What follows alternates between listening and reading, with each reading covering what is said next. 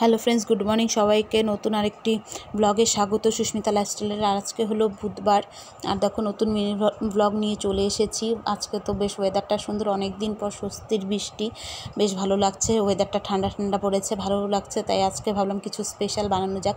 তো স্পেশাল কি সেটা দেখো, আর দেখো কী কী রান্না করেছি।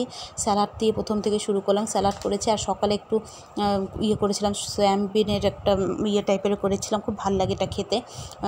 দিয়ে পেঁয়াজ রসুন কুচি কুচি করে কেটে সস দিয়ে, সয়া সস দিয়ে করেছিলাম।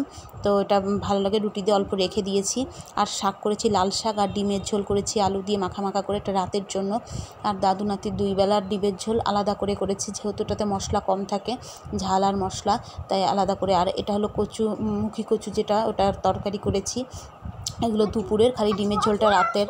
আর করেছি হলো শুটকি মাছ, এটাই হলো স্পেশাল আজকের শুটকি মাছ। এটা আরেকটু বাকি আছে। তো এদিকে শ্বশুরমশাই বলছেন ভাত খাবেন, তো ওনার ভাতটা বেড়ে দিয়েছি, খালি মাছটা দিব, তাই আমি অপেক্ষা করছি। ভাত বেড়ে দিয়েছি। এখন আমার রান্নাবান্নাও হয়ে গেছে, রান্নাঘরও পরিষ্কার করে নিয়েছি। আর আজকের ভিডিওটা এ পর্যন্ত কেমন লাগলো, ভালো লাগলে লাইক কমেন্ট করো।